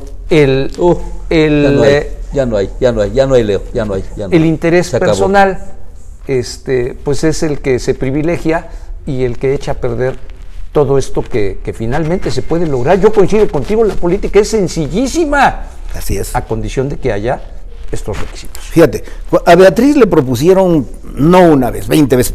Mi oficina estaba a 10 metros de la de ella, ¿no? Yo lo llegué a escuchar y ella nunca quiso ser candidata a la presidencia de la República, que pudo haber ganado. Porque me ganó la pregunta, Jaime, ¿por qué Beatriz Paredes, teniendo todo ese kilometraje, ese bagaje, ese respaldo, esa experiencia, esas faldas, como decimos en un buen término periodístico y político, no dio ese paso? Porque ella tiene una virtud de efecto, válgaseme. O sea, ella es muy de causas. Ella no va por la chamba, ella no va por el puesto. Pero dirigir México hubiese una causa para sacarnos adelante y no lo que estamos viviendo hoy. Sí, es en efecto. Tratamos de convencerla y alguna ocasión dice, mira, si yo me meto vamos a dividirlo, porque estaba la expectativa del entonces gobernador Peña Nieto, que podría haber sido una posibilidad de irse del partido si es que él no salía. Yo no sé si esto a la distancia hubiera sido posible o no, pero Beatriz, o sea, hablamos que es una gran priista. De 2010-2011. Exacto, porque ella fue presidenta del 2007 al 2011. Entonces, ella incluso estaba arriba en las encuestas, yo las vi. En un determinado momento, un periódico nacional, y eso me lo mandó incluso alguien del Estado de México, Beatriz tenía 84 puntos de aceptación, Felipe Calderón, que andaba por el segundo o tercer año, tenía 74, y Enrique Peña tenía 72. Yo recibía, toda esa documentación yo la recibía. Y se la llevé a Beatriz y casi me corre por insinuar que yo quería que ella fuera. Y yo le dije que sí quería que ella fuera. Claro. Dice el señor, yo digo, es que es tu obligación social, presidenta. Y no quiso. Y estaba en la plataforma ideal, así es, que es la dirigencia nacional del PRI. Ahora, yo creo que hizo bien hasta cierto punto, porque con ello regresó el PRI a Los Pinos. Bueno, entonces Los Pinos. ¿De qué sirvió? No, esa es otra historia. Como dijera aquel. El filósofo de Güemes, esa es otra historia. Desgraciadamente tuvimos lo que tuvimos, y en esto tú sabes bien que yo también soy autocrítico, Leo, tú no me conoces tanto como Gerardo. Yo acepto los errores que tenemos, porque debemos partir de eso si es que queremos mejorar. Si se quiere, claro. Es como el borracho consuetudinario, que no entiende que tiene un mal, pues nunca se va a curar. Si nosotros como priistas no hacemos un asunto de reflexión, de autocrítica, de autoanálisis y todo eso, si no somos capaces de entender por qué la hemos regado tanto y por eso estamos donde estamos, el electorado tiene razón. Pues si nos ven y dicen, estos desgraciados del PRI son unos rateros, en eso no hay una correlación directa. Tiene razón, porque el partido finalmente es el que se le, dijera mi abuelo, es el que se le moteja. Pero a ver, de los, yo no sé cuántos millones de priistas quedamos, pero yo creo que arriba de 5 o 6 sí quedamos. Máximo. Pero de esos 5, 6 millones. Ponle 4. Yo te aseguro que ni 500 somos culpables de todo eso que se le claro acusa. que no. A ver, Jaime Cántara, tenemos la fortuna de conocerlo de muchos años. Él, si mal la memoria no me falla, fue diputado federal la primera vez con Mariano Piña Olaya siendo gobernador. No, con don Guillermo. Mariano y yo fuimos compañeros diputados. Sí. Vemos que se ha estado al lado de dos personajes que han marcado un antes y un después en la historia política, social y económica de México. Me refiero a Beatriz Paredes Rangel, primera gobernadora de Tlaxcala, y a Francisco Labastida Ochoa, candidato a la presidencia de la República. Desafortunadamente el priismo le dio la espalda, o no sé qué pasó. Usted lo vivió de lleno, nos pueda platicar brevemente, porque hoy Labastida, guste o no, es una voz autorizada. Así es. Y si Beatriz hubiera sido el candidato en lugar de Labastida Ochoa, o si Bartlett hubiera sido presidente de México en lugar de Carlos Salinas, no sabemos qué hubiera sido el hoy de México. Es difícil es saberlo. Imposible. Y no serían más que puras especulaciones. Claro, ¿qué llevó a Labastida a perder, siendo que el presidente era Ernesto Zedillo, el PRI tenía el poder? Eso, que Ernesto Zedillo era el presidente, porque Ernesto Zedillo nunca fue priista. Claro. Es más, Ernesto Zedillo, ¿por qué mete a la cárcel al hermano de quien lo hizo? Claro. O sea, su padre en todo fue Carlos Salinas. Claro. Y lo traicionó. Es decir, Carlos Salinas fue quien lo hizo, quien lo construyó. Y en Los Pinos. Y en agradecimiento le mete a la cárcel al otro. Las máscaras aquellas de que salían de Carlos Salinas salieron con Zedillo. Y Salinas en su libro lo acusa que el culpable fue él. Pero te digo nada más la última, porque como que ya creo que están haciendo... ¿Cuánto nos quedan? A 5 minutos nos quedan. Les comento nada más una plática que tuve con Labastida. Labastida es mi amigo, lo aprecio, es un señoronón en toda la extensión de la palabra. Sabe de la vida y sabe de la política, de la economía. Le digo, fíjate que uno de los amigos, le dije a Labastida, digo, fíjate que uno de los amigos que teníamos en la presidencia de la República, ¿se acuerdan de Sepropié, no? Claro. Que son los que transmiten todo lo que... Como acá, la producción. Exacto, esa es la producción.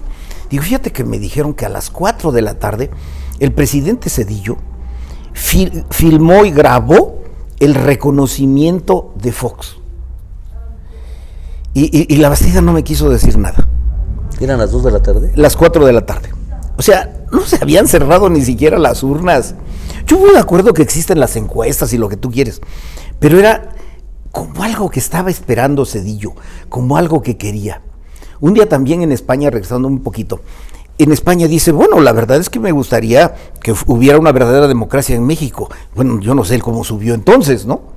Dice, y dijo, y lo que yo quisiera es que hubiera una verdadera contienda para que mi partido, bla, bla, bla, dice, yo soy priista, o sea, eso decía. Él es el dueño de la frase aquella de la sana distancia entre el PRI y el poder, ¿no? Claro. Entonces, le digo a Labastida, y Labastida no me quiso contestar. Pero por los gestos, por la forma, así como me dijo, indudablemente que la Bastida estaba seguro que lo traicionó Ernesto Zedillo. Zedillo nunca fue priista, Zedillo nunca entendió las causas sociales. Nosotros, fíjate nada más, nosotros crecimos... Perdón, ¿Zedillo traicionó al PRI y traicionó a la Bastida? O a los dos. Pues traicionó a su padre político, o sea, él traicionó a quien se le puso enfrente. Él lo que quería era la continuación de la tecnocracia. Es decir, si por ejemplo José Ángel Gurría hubiera sido el candidato, seguramente habríamos ganado, pero quizá también habríamos perdido parte de la cuestión social que teníamos, que pudimos recuperar con Peña, pero que desgraciadamente no se pudo. Similar de Meade con el caso de Meade es otra de los asuntos de las traiciones dentro del equipo del presidente Peña. ¿De Peña? Sí. Porque dentro del mismo equipo del presidente Peña se gestó la traición en contra de José Antonio Meade. Sí, José Antonio Meade, cuando entró prácticamente como en el box, sí, ya llegó groggy. Era imposible, José Antonio, entró bloqueado. José Antonio yo lo conozco me lo presentó Paco Gil Díaz, a la sazón secretario de Hacienda, me lo presentó, porque yo conozco a su padre. Él sí es priista. Él sí es priista. Pero priista de abolengo, de así es, yo tuve ¿Cómo se llama su papá? Bueno, ahorita. Tiene un nombre así, muy compuesto, mexicano. Sí. Ahorita me acuerdo. Sí. Él sí era priista, José Antonio no. Él estudió en el ITAM y de ahí se ligó con Carstens y con Paco Gil Díaz. Y entonces por eso fue que llegó allí con ellos. Y es indudablemente un hombre habilidoso, todo eso. Pero es de las grandes dificultades que hay en la política. Y lo hemos visto aquí en Puebla para centrarnos. Muchas veces decían, Guillermo Pacheco sería un buen candidato, ¿será buen presidente municipal? Fulanito de tal, sería un buen presidente municipal, pero podrá ganar las elecciones si es que no es buen candidato. Y a veces esas maneras de la persona... Buen candidato, mal gobernante. Mal candidato, buen gobernante. Exacto. Hay algunos casos en que las dos funcionan. Se conjugan y pueden hacerlo. Por ejemplo, Guillermo cuando fue candidato, pues no tuvo ninguna dificultad en ganar y creo que fue buen presidente municipal, salvo lo que opinen. No, estoy de acuerdo. Hablo de su parte de presidente municipal. Como alcalde, ¿no? Claro. Como alcalde. Como gobernante fue otra historia. Mínimo tiempo y ella es otra historia. Es otra historia. Sí. Hubo casos, por ejemplo, el maestro Murat, que en paz descanse, que fue mal candidato, pero fue un buen presidente municipal. Incluso perdió. Así es. José Antonio, para mí ganó. Pero bueno, le ganó claro que no. Ganó Villa Escalera y gracias a Jiménez Morales en esa negociación le dio Tehuacán, Techutlán, pero en fin es otra historia. Eso va a ser otra historia. Platicamos cuando quieran. ¿Estás de acuerdo, no? Porque a ver, a mí me tocó Teciutlán. Nosotros ganamos Teciutlán y nos hicieron perderla. Porque ustedes, claro, nos hicieron perder. Fue parte de la negociación. No, eso otra vez. Pero a ver, el caso de José Antonio Meade, el caso de la Bastida, pudieron haber sido grandes presidentes de este país. Desgraciadamente, por supuesto. José Antonio Meade es un hombre que de veras sabe. Es un tipo modesto. Vive en la misma casa de hace 15 años. Pero no aprendió, desafortunadamente. Política no. Pero sí sabe economía y sí sabe cuestiones sociales, sí sabe. La Bastida, la Bastida sabía de todo. La Bastida, él siendo gobernador, fue secretario de energía que tenía Pemex y CFE, secretario de Gobernación, Agricultura, claro. O sea, tenía todo para hacerlo, pero era político. Muchos de nosotros, yo fui muy joven diputado, y todos me decían, no, pues tú vas a llegar, muera. ¿Cuál fue el gran problema? El problema de la tecnocracia. Apenas te veían que tuviste un cargo de elección popular. ¿Que tenías alas? O que saliste de una escuela pública y a un lado. Y entonces les fueron abriendo camino a los que venían de Rochester, de Harvard, de la Sorbona o de donde tú quieras, ¿no? Y entonces allí se empezó a pervertir la política. Y fue con Miguel de la Madrid, donde llegada, la puerta de Alcalá de los tecnócratas. Así es. Por eso Salinas fue presidente. Así es. Ahora, también el asunto de la democracia es imperfecta. Sí, yo no puedo entender todavía como a 3 años de un gobierno que no tiene resultados que vuelva a lo mismo. En Estados Unidos hubo un caso en San Francisco, un tipo que cantaba rock, usaba overol, se desabrochaba todo y dejaba los genitales mirándose. pero como era muy popular, estuvo a punto de ganar la alcaldía de San Francisco. O sea, estamos hablando de fenómenos que se dan en los que muchas veces las cuestiones de raciocinio no se dan. A ver, la política son emociones. Cierto. Me acuerdo bien cuando Cuauhtémoc Cárdenas le descubren un departamento en Madrid. Los medios no hicieron nada. Y en cambio Del Mazo tuvo, que era su rival, tenía por allí 2, 3 cositas y le pegaban unas pelas. ¿Por qué? Porque la política es emocional. Sí. El padre. Sí. Entonces gana Cuauhtémoc sin tocar baranda, sin ver las limitaciones que tenía tanto en lo económico, como lo político, lo mental, y pierde Del Mazo, que creo que pudo haber sido un buen alcalde de la ciudad. ¿Por qué tenemos que irnos? Ya nos vamos. Con toda la pena. ¿Por qué López Obrador fue alcalde de la Ciudad de México, gobernador, corrijo, gracias a Ernesto Cedillo, que le perdonó que los 2 años no cubría la residencia. No cubría. Por él es el presidente hoy López Obrador. Así es. ¿Cierto o falso? Una más que se le suma a Cedillo. ¿Nos vamos? Aunque no queramos, porque es un auténtico deleite escucharte, Jaime. Te lo digo de verdad. Muchas gracias. Y yo creo que el que nos hagas favor de venir nuevamente. Ustedes me dicen, y estoy a la orden. No, y te invitaremos en breve. Bien. Porque es interesantísimo conocer todo esto que para la mayoría de la gente, me incluyo, pues por eso no me queda más que estar callado, y qué bonito me veo despidiendo el programa, ¿no? Jaime, muchas gracias, man. Leo, muchas gracias, Gerardo, muchas gracias. Muchas gracias. Contrario, Jaime, gracias a ti. ¿Qué tenemos para el lunes? No, para el lunes. Pues si es lunes, para el jueves. Un adelanto. No. ¿Por qué me comprometes? Todavía no tengo preparado nada. Eso se dice, no he visto la agenda y punto. Vámonos ya. Eso es parte del atractivo. Gracias, equipazo de producción, porque la verdad es que sin el trabajo de ustedes, pues yo ahorita estaría desayunando. Contigo no. Como buen jaque, como buen empresario, al fin, él y su ego. Claro. Pásenla bien y nos vemos y nos escuchamos el jueves. Primero Dios, aunque aquí Gerardito sea sin olvidar ateo. Que en la primera quincena de enero ya estaremos de lunes a viernes de 10 a 12 del día. No decimos el día para no comprometer a ya saben quién que... mejor así la dejamos. Que tenga buena semana, Leobardo Espinosa Rodríguez. Vaya. Es que hoy no me confundió. Jaime, un placer. Y esperamos tenerte pronto. Cuando ustedes lo determinen, yo aquí estoy. Gracias, Jaime. Gracias a ti, Leo. Pues vámonos.